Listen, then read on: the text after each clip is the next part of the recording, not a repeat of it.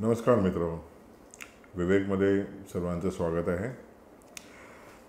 आज या 6व्या भागात आपण भेट घेणार आहोत सिंगापूरची, ज्याचं मूळ नाव सिंहपूर अर्थात.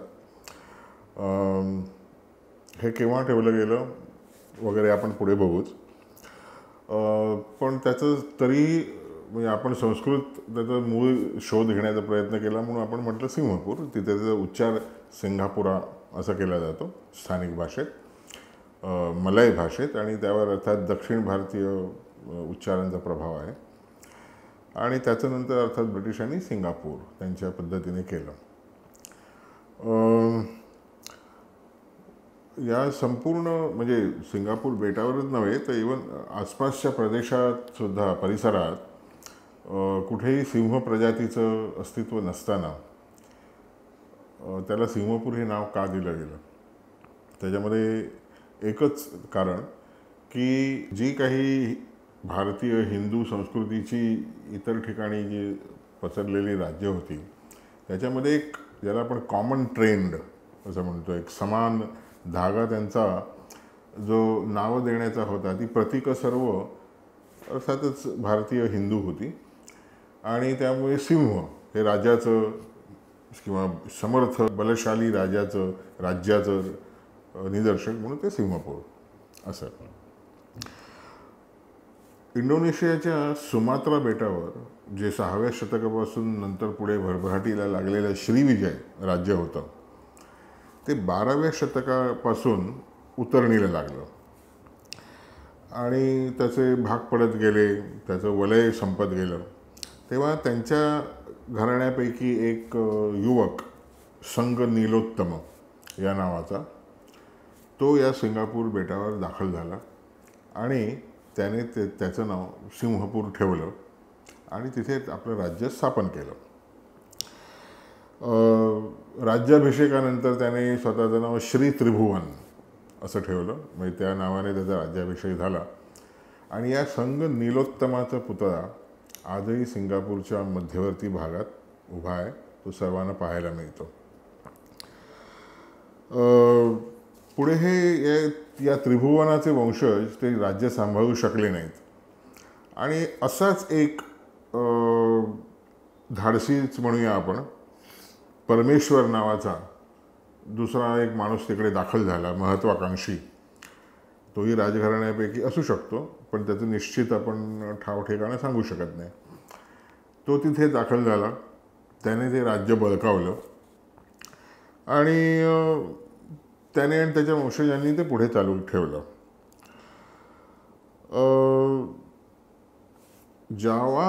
सुमात्रा आणि जावा या दोन्ही बेटांची आपापसामध्ये सदैव स्पर्धा असायची. म्हणजे सुमात्राचं श्रीविजय होतं, जावामध्ये पहिले शैलेंद्र होते, नंतर ते पुढे मलेशियाकडे सरकले, संजय राजवंश होता, नंतर मजापाहित शेवटच्या कालखंडामध्ये सर्वात बलशाली असं, अशी ही राज्य होती. मग आपण म्हणू शकतो श्रीविजय बौद्ध होतं आणि हे जावा वगैरे हिंदू होते. पण ते कारण अर्थात त्यांचं संघर्षाचं नव्हतं की त्या परिसरामध्ये सर्वात मोठं कोण याची ती स्पर्धा होती. आणि त्यामुळे जेव्हा हे उतरणीला लागलं श्रीविजय आणि नव्याने जे मजबूत होत चाललेलं, बळकट होत चाललेलं जे राज्य जावाचं होतं मजापाहित, त्यांनी या सिंहपुरावर म्हणजे श्रीविजयची एक एक ठाणी ते घेत चालले होते. आणि तसंच त्यांनी सिंहपूर, कारण जे संग नीलोत्तम किंवा परमेश्वर हे सगळे श्रीविजयच्या अवशेषातून निघालेली माणसं होती म्हणून ते त्यांचंच आहे असं म्हणून त्यांनी त्यांच्या बलाढ्य नौदलाने मजापाहितने हल्ला केला आणि सिंहपुराचा पाडाव केला. हा परमेश्वर तिथून पळून गेला आणि जवळच त्याच्या वायव्येला म्हणजे मलेशियाच्या पश्चिम किनाऱ्यावर मलाक्का नावाचं एक बेट होतं, तिकडे त्याने आसरा घेतला. कालांतराने लवकरच त्याने इस्लामचा स्वीकार केला तिथे आणि नंतर त्याने त्याला सल्तनत ऑफ मलाक्का हे त्या बेटाला, त्या राज्याला नाव पडलं. आणि त्या घटनेमुळे आग्नेय आशियाच्या भविष्याला एक कलाटणी मिळाली. कारण आग्नेय आशियामध्ये नंतर जो इस्लामचा प्रसार झाला, इंडोनेशियामध्ये म्हणा, मलेशियामध्ये म्हणा आणि फिलिपिन्सच्या दक्षिण भागात म्हणा, त्याचं मूळ या मलक्कामधल्या परमेश्वराने जेव्हा इस्लामचा स्वीकार केला त्याच्यात हे सापडतं. आणि त्यामुळे त्या आग्नेय आशियाच्या इतिहासाला एक वेगळं वळण मिळालं. नंतर पुढची 400हून अधिक वर्ष त्या ठिकाणी काहीही घडलं नाही. जे काही स्थानिक गावकरी मच्छीमार होते ते आपलं आयुष्य कंठत होते. त्याच्या सिंगापूरच्या भविष्याला खऱ्या अर्थाने सकारात्मक कलाटणी देण्याचा प्रसंग एक स्टॅनफोर्ड रॅफल्स नावाचा एक तरुण हुशार ब्रिटिश अधिकारी होता, जो आग्नेय आशियामध्ये त्याची नेमणूक झाली होती. आणि त्याची नजर तिथे पडेपर्यंत सिंगापूरमध्ये काही झालं नाही. आणि त्याने मात्र त्याच्या चाणाक्ष नजरेने त्या बेटाचं व्यापारी किंवा ज्याला स्ट्रॅटेजिक महत्त्व म्हणतात ते महत्त्व त्याने अचूक हेरलं. आणि त्यावेळेला ब्रिटिश ईस्ट इंडिया कंपनीचा तो अधिकारी होता. त्यावेळेला ब्रिटिश ईस्ट इंडियाकडे म्हणावी तशी शक्ती नव्हती त्या परिसरामध्ये. कारण नंतर कालांतराने त्यांनी मलेशिया ताब्यात घेतला, सिंगापूर आणि वगैरे गोष्टी घडल्या. पण त्यावेळेला डच तिकडे सुव्यवस्थित अगदी म्हणजे प्रस्थापित पद्धतीने होते इंडोनेशियामध्ये. त्या डचांच्याही लक्षात येण्यापूर्वी या स्टॅनफोर्ड रॅफल्सने ते हेरलं आणि नंतर डच लोकांशी सौदा करून ते आपल्या पदरात पाडून घेतलं. आणि नंतर तो फार कमी काळ तिथे राहिला, पण त्याचं जे द्रष्टेपण होतं, म्हणजे तिथे योजना आखण्याच्या, इन्फ्रास्ट्रक्चर ज्याला आपण म्हणतो, पायाभूत सोयी निर्माण करण्यासाठी वगैरे, त्याचं जे काही त्याने थोड्या काळात तिकडे केलं आणि नंतर त्याची इंग्लंडला पाठवणी झाली. पण त्यामुळे त्याचं एक ज्याला आपण त्याचे उपकार झाले त्या बेटावर असं आपण म्हणूया, म्हणजे ब्रिटिशांच्या दृष्टिकोनातून. आणि तो एक उपकर्ता असल्याप्रमाणे संगनीलोत्तमाच्या बरोबरीने स्टॅनफोर्ड रॅफल्सचा पण पुतळा सिंगापूरच्या त्याच भागात उभा आहे. या बेटाचा व्यापारीदृष्ट्या आणि सामरिकदृष्ट्या दुसऱ्या महायुद्धात ब्रिटिशांना फार मोठा फायदा झाला. आणि अर्थात त्यांनी तिथे जे काही पायाभूत काम केलं, पण त्यानंतर त्या विशिष्ट स्थानामुळे सिंगापूरने, म्हणजे या टिचभर बेटाने, जगभरच्या समृद्ध आघाडीच्या देशांमध्ये स्थान मिळवलं.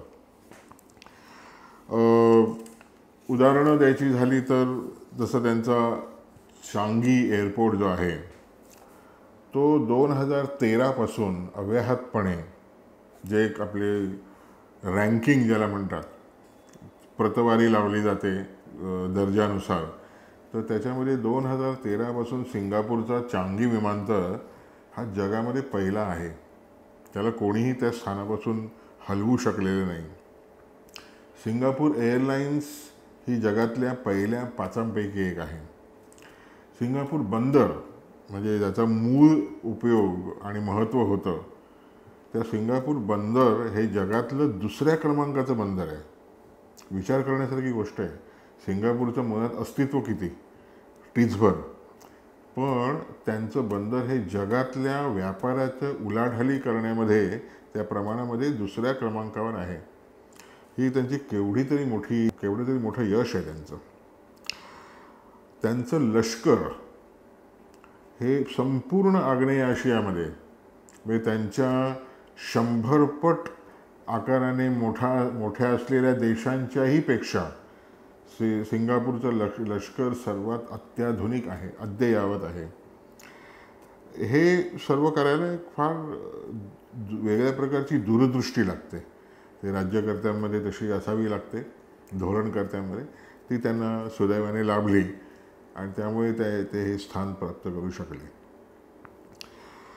पण या पार्श्वभूमीवर आपल्या दृष्टीने महत्त्वाची गोष्ट अशी भारतीयांच्या दृष्टीने की पुढे कितीही त्यांनी मोठा कळस चढवला असेल, यशाचा कळस चढवला जरी असला तरी त्याचं पायाभूत काम जे आहे सिंगापूर उभं करण्याचं, सिंगापूर शहर उभं करण्याचं, राफेल्सच्या पायाभूत सोयी प्रत्यक्ष तिकडे उभं राहून काम करून निर्माण करण्याचं काम हे भारतीयांच्या हातून घडलेलं आहे. ब्रिटिशांनी तिकडे त्या काळात जे भारतीय वेठबिगार पकडून नेले, मुख्यतः तामिळनाडूमधले, आणि नंतर कैदीसुद्धा, कैदी म्हणून त्यांना बाहेर ठेवण्यासाठी ते घेऊन गेले, तेही मुख्यत्वे तामिळ होते. आणि नंतरच्या काळामध्ये थोडे बंगालमधून पण लोक तिकडे नेले गेले, थोडेसे पंजाबी होते. तर या लोकांच्या परिश्रमातून सिंगापूर शहर हे खरं मुळात उभं राहिलेलं आहे. आणि जे सिंगापूर सरकारसुद्धा त्यांनी जे त्यांचं जे काही त्यांच्या इतिहासाचे रेकॉर्ड्स म्हणजे त्यांनी जे बनवले आहेत दस्तावेज, त्याच्यामध्ये त्यांनी अगदी स्पष्टपणे त्याचं श्रेय भारतीय लोकांना त्यावेळेचं दिलेलं आहे.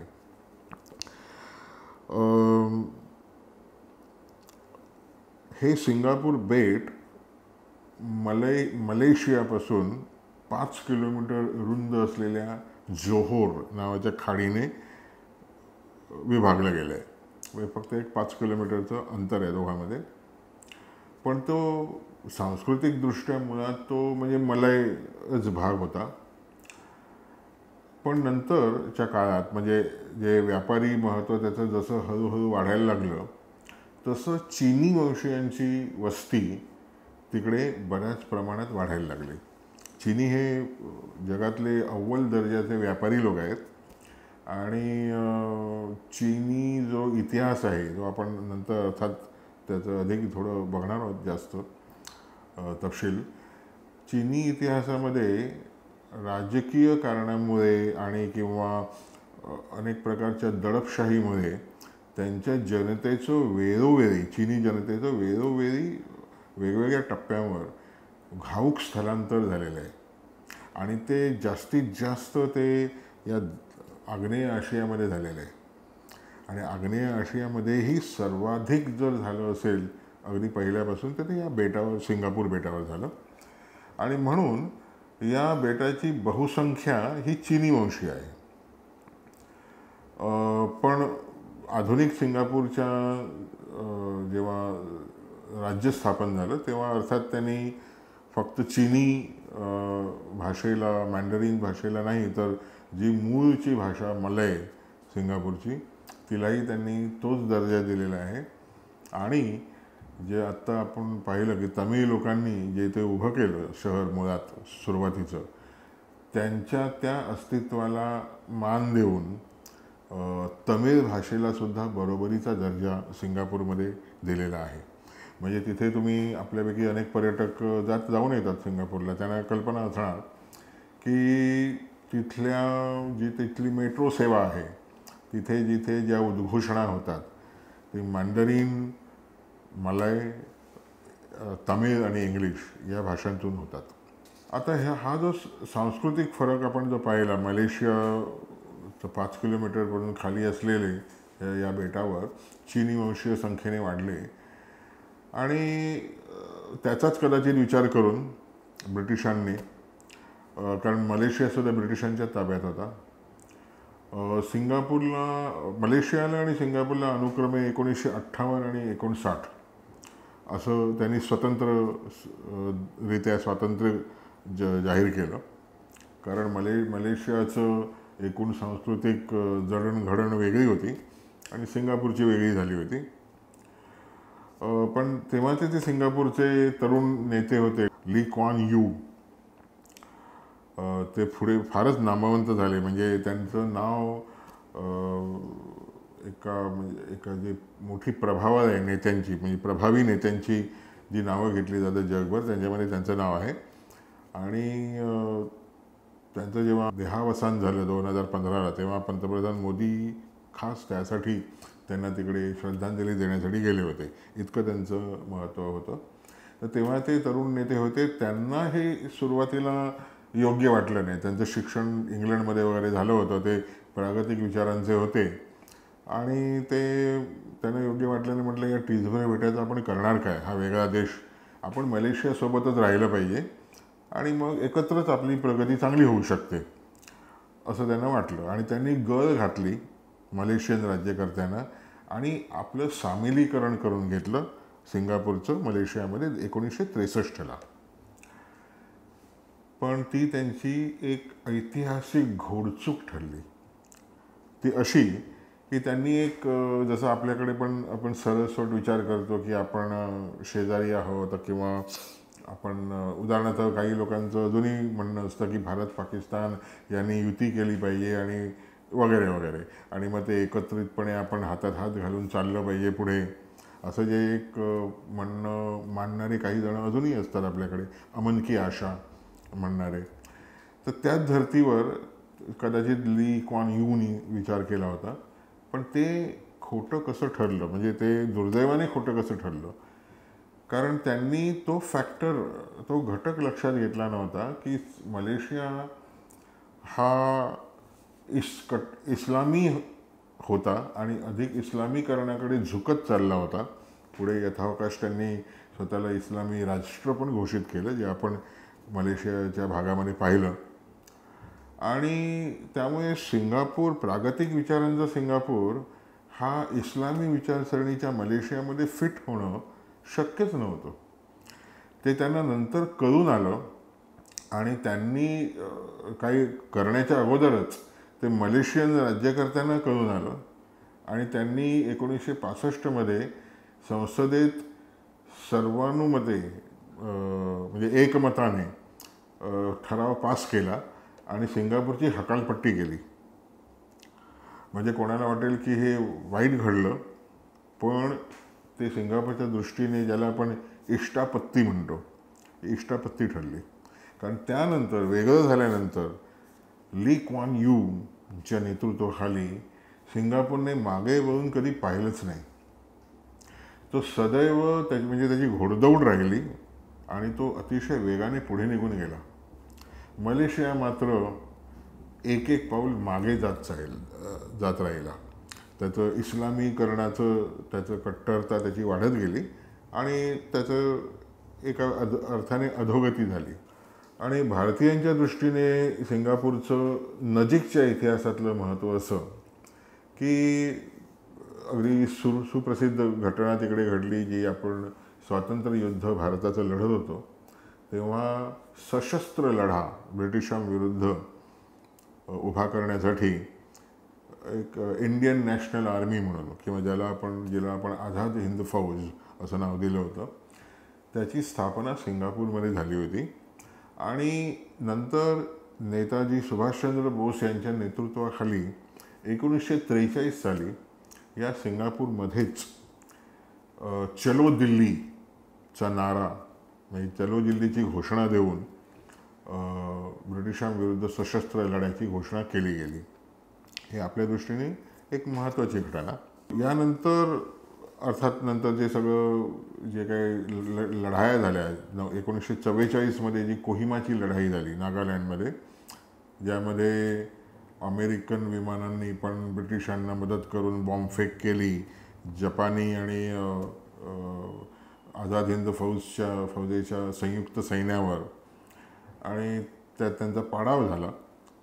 म्हणजे आझाद हिंद फौज हरली आणि नंतर त्यांचं ते परत तिथून निघाले. जगले वाचलेले लोक आघाडीवरून परत मागे येऊन नेताजी बोससुद्धा सिंगापूरमध्ये झाले. आणि त्याच्यामध्ये म्हणजे हे पराभव नंतर असे तिथपासून सुरू झाले जपानी सैन्याचे सुद्धा इतरत्र. पण हा जो संयुक्त लढा होता जपानी सैन्याचा आणि आझाद हिंद फौजेचा, याचं एक आठवण असावी म्हणून सिंगापूरमध्ये नेताजींच्या हस्ते कोनशिला ठेवली गेली स्मारकाची. ती कोनशिला नेताजींनी ठेवली आणि ते नंतर तैवानला निघून गेले. आणि 1944मध्येच नंतर त्यांचा दुर्दैवी अंत झाला विमान प्रवासात तैवानवरून निघताना. आणि जेव्हा नंतर चित्र पालटलं दुसऱ्या महायुद्धात आणि ब्रिटिशांची सरशी व्हायला लागली पुन्हा एकदा, आणि सिंगापूर जेव्हा त्यांच्या ताब्यात आलं तेव्हा त्यांनी पहिलं कुठलं काम केलं असेल तर हे स्मारक त्यांनी उद्ध्वस्त केलं. साहजिक आहे, शत्रूचं स्मारक ते का ठेवतील. ते नंतर तिकडच्या भारतीयांनी स्वखर्चाने वर्गणी काढून ते पुन्हा बांधलं 1995 साली. आणि मला ते मी सिंगापूरला माझी भेट 2004 साली झाली होती, तेव्हा त्यांचं ते स्मारक मला बघायला मिळालं नाही. पण मूळ स्मारक जे होतं म्हणजे 1944ला नेताजी बोसनी जी कोनशिला ठेवली होती त्या मूळ स्मारकाची प्रतिकृती आपल्याला कलकत्त्याला बोस यांच्या त्यावेळेच्या राहत्या घरी, म्हणजे जिथून त्यांनी भारताबाहेर पलायन केलं आणि नंतर जर्मनीला जाऊन नंतर परत आशियात येऊन जपानच्या सहाय्याने वगैरे वगैरे तो इतिहास आपल्याला माहीत आहे. तर तो ऐतिहासिक पलायनाचा जी घटना होती, ज्या गाडीतून त्यांच्या पुतण्याने त्यांना सोडलं एका विशिष्ट बिंदूपर्यंत, तर ती गाडी तिथे तशीच स्मारक स्वरूपात ठेवलेली आहे. आणि त्या गाडीच्या शेजारी मूळ स्मारक सिंगापूरचं जे होतं ब्रिटिशांनी उद्ध्वस्त केलं त्याची प्रतिकृती तिकडे उभी आहे. ती मी 2009 साली तिकडे जाऊन पाहिलेली आहे. हा जो सगळा इतिहास आहे सिंगापूरमध्ये त्याची भारतीय सैन्याची स्थापना झाली, इंडियन नॅशनल आर्मीची, तो अतिशय उत्तम प्रकारे सिंगापूर सरकारने त्यांच्या सेंटोसा म्हणजे त्या बेटाचं नाव ते सेंटोसा असं म्हणतात, या बेटावर त्यांनी संग्रहालय उभं केलं आहे आणि त्याच्यात त्यांनी उत्तमरित्या तो ठेवलेला आहे. ते मात्र बघण्याचं भाग्य मला मिळालं. आणि आता मी जो उच्चार केला तर सेंटोसा हे मुळात संतोष आहे. आणि हे कुठल्याही अभिनिवेशाने सुद्धा मी सांगत नाही आहे, कारण ही वस्तुस्थिती आहे. म्हणजे तिकडे एका गाईडनेच मला सांगितलं होतं हे संस्कृत नाव संतोष आहे. आणि ते जसं सिंगापूर झालं तसं संतोषचं सेंटोसा झालं. तर त्या बेटावर ते आहे. आजच्या काळात सिंगापूर आणि भारताचं उत्तम सहकार्य आहे आपापसात. म्हणजे अगदी लष्करीदृष्ट्या जसा मी मगाशी उल्लेख केला की सिंगापूरचं लष्कर त्या भागात अत्याधुनिक आहे, पण त्यांच्याकडे जागा नाही आहे. त्यामुळे त्यांचे जे क्षेपणास्त्र, रॉकेट्स, मिसाईल्स यांची चाचणी करायला त्यांच्याकडे पुरेशी जागा नाही. ती भारताने त्यांना उपलब्ध करून दिली. ओडिसामध्ये आहे चांदीपूर म्हणून भाग. आणि त्याच्या अगोदर सिंगापूरने त्यांचा चांगी नौदलाचा तळ आपल्याला तिकडे उपलब्ध करून दिला भारतीय नौदलाला, जो केव्हाही तिकडे जाऊन इंधन भरणं किंवा विसावा घेणं किंवा वगैरे गोष्टी तिकडे करू शकतात. ही फार मोठी गोष्ट आहे सामरिकदृष्ट्या, स्ट्रॅटेजिकली. आणि तर असे हे आपले उत्तम संबंध आहे. सिंगापूरची सर्वात मोठी समस्या तिकडे अशी आहे की उत्तरेला मलेशिया, दक्षिणेला म्हणजे इस्लामिक राष्ट्र मलेशिया, दक्षिणेला मुस्लिम बहुल इंडोनेशिया आणि ईशान्येला मुस्लिम बहुल दक्षिण फिलिपिन्स, अशी या कचाट्यात तो सापडलेला आहे. म्हणजे प्रत्यक्ष तिकडे असं काही देशादेशांमध्ये घडलेलं नाही आहे काही युद्ध, पण अनेक वेळा तिकडे जे अनेक जिहादी जे व्यक्ती असतात, बॉम्बस्फोट घडवणं किंवा त्याचे कट रचणं वगैरे, त्याच्यामध्ये या मलेशियन आणि इंडोनेशियन आणि फिलिपिन व्यक्ती सामील असतात. आणि त्यामुळे त्याच्यापासून त्यांना धोका आहे. आणि त्या क्षेत्रातही सिंगापूर भारत एकमेकांना सहकार्य करत आहेत. तर आपण आता इथेच थांबूया मित्र. व्हिडिओ आवडला असेल तर तो आपल्या आप्तपरिचितांपर्यंत पोहोचवा आणि विवेकच्या फेसबुक पेजला लाईक करा. धन्यवाद.